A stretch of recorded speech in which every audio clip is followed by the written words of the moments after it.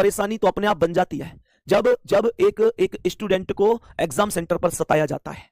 उस स्टूडेंट का दर्द सुनने वाला कोई व्यक्ति नहीं होता।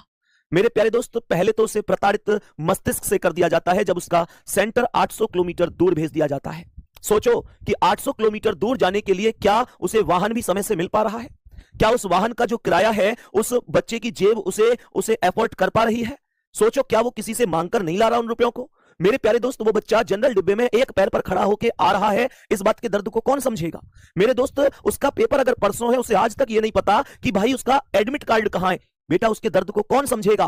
मेरे प्यारे दोस्त, वो सेंटर पर पहुंच जाता है, वहां जाकर उसे ये सूचना मिलती है कि आपका एग्जाम कैंसिल हो गया, उसके दर्द को कौन समझेगा? मेरे प्यारे दोस्त, वहां पर जाकर अगर उसे पेपर देने का मौका मिलता भी है तो उसका माउस चलाते ही उसके पेपर की स्क्रीन गायब हो जाती है, उसके दर्द को कौन समझेगा? वो बच्चा अगर बाहर खड़े होकर गुहार भी लगाता है, अपनी व्यथा सुनाता है, अपनी परेशानी सुनाता है, तो उसकी पिटाई हो जाती है, उसे इतना मारा जाता है कि वो बेहोश हो जाता है, उसके दर्द को कौन सुनेगा?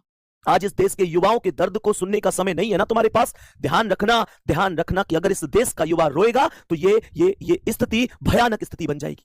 मेरे प्यारे दोस्तों, वो बच्चे चोर हैं क्या? वो बच्चे अपराधी हैं क्या? उन बच्चों ने कोई पाप किया है क्या? आतंकवादी हैं क्या वो बच्चे? मुझे जवाब दो इस चीज का, जवाब दो इस चीज का। अगर मेरी आवाज वहां तक जाए, वहां पर बैठे हुए लोगों के कानों में ये शब्द पड़े, तो मुझे बताओ, ये गरीब बच्चे जो एक नौकरी के लिए दिन रात भागते हैं, इनके पिता इतनी मेहनत करके पता नहीं कहां से जुगाड़ लाके उसे किराए के लिए धन एकत्रित करते होंगे, कर्ज पर लाते होंगे, जैसे तैसे उस बच्चे को देते होंगे कि जा बेटा पेपर दे के जा, इस उम्मीद के साथ कि उसका बच्चा जाएगा और उसके बुरे दिन शायद अच्छे दिनों में बदल जाएंगे।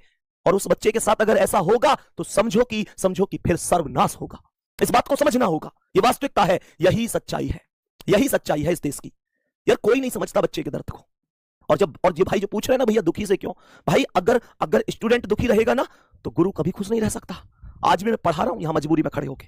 मुझे पता है कि पढ़ाना भी जरूरी है और पढ़ना भी जरूरी है, क्योंकि एग्जाम तो देने मेरे प्यारे दोस्त। लेकिन सच बात बताऊं, ये पेन उठाने में बहुत जोर पड़ रहा है कि यार किन हालातों से मेरे स्टूडेंट को गुजरना पड़ रहा है, किन हालातों से उसे लड़ना पड़ रहा है, किस सिस्टम की वजह से वो परेशान हो रहा है। सोचो यार उसकी लड़ाई है किससे? माउस ठीक नहीं चल रहा जी, पेपर में 3 चैप्टर से ही पूरा पेपर बना दिया जी, पेपर को बिल्कुल दोबारा से एकदम, मतलब पेपर को दोबारा से रिपीट कर दिया। कमाल की बात तो देखो, एआई पेपर बना रही है भाई। आदमी बस की नहीं, यार हमसे ले लो आदमी पेपर बनाने के लिए, एआई पेपर बना रही है भाई। सिस्टम यार क्या करें भाई? कुछ आंखें खोलो यार, देखो इन बच्चों का दर्द समझो। ये बच्चे इस देश के भविष्य हैं। इन बच्चों की सुनो, इन बच्चों का दर्द समझो। आओ यहां पर।